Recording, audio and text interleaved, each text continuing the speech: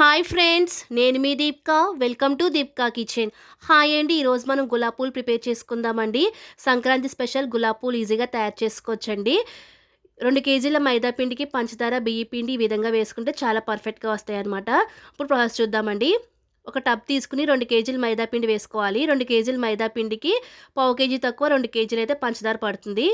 ఈ విధంగా తవ్వతో 3 అయితే వేసుకున్నాం కదండి. 3 తవ్వలు వేసుకున్నాక హాఫ్ అయితే వేసుకోవాలి. అంటే పావు తక్కువ 2 కేజీలు అయితే పంచదార పడుతుంది. చూసారు కదా, ఈ విధంగా పంచదార వేసుకున్నాక అర కేజీ బియ్య పిండి వేసుకోవాలండి. మొత్తం అంతా ఒకసారి ఈ విధంగా బాగా కలిపేసుకోవాలి. చిటికెడంతా అయితే సాల్ట్ వేసుకోవాలండి.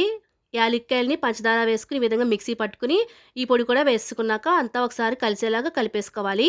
ఈ విధంగా కలిపేసుకున్నాక 2 లీటర్లు అయితే వాటర్ పడతాయండి. ఒకేసారి వేసుకోకుండా కొంచెం కొంచెంగా వాటర్ అనేది ఈ విధంగా వేసుకుంటూ మనం పిండిని అనేది కలిపేసుకోవాలండి. చూసారు కదా, ఈ విధంగా కొంచెం కొంచెంగా వాటర్ వేసుకుంటూ పిండి అనేది ఉండలు లేకుండా ఈ విధంగా బాగా కలిపేసుకోవాలి. చూసారు కదా, ఈ విధంగా ఉండలు లేకుండా కలిపేసుకున్నాక మనం 6 అయితే కోడిగుడ్లు వేసుకుంటున్నామండి. అంటే 1 కేజీ మైదా పిండికి 3 గుడ్లు అనమాట. అంతా కలిపేసుకుని 2 గంటలు నానబెట్టుకోవాలండి. డీప్ ఫ్రైకి ఆయిల్ పెట్టుకుని గుత్తులనే గులాబీ గుత్తులని ఈ విధంగా ఆయిల్లో హీట్ చేయాలండి. ఆయిల్లో హీట్ చేసుకున్నాక ఈ విధంగా వీడియోలో చూపిస్తున్న విధంగా డిప్ చేసుకోవాలి.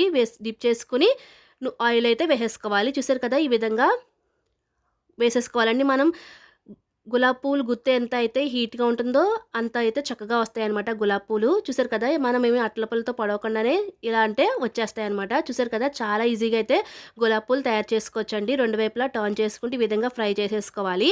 ఈ విధంగా ఫ్రై చేసుకుని ఇలాగా ప్లేట్లోకి తీసేసుకోవాలండి. చూసారు కదా ఫ్రెండ్స్, గులాబ్ పూలు అనేది చాలా ఈజీగా తయారు చేసుకోవచ్చు.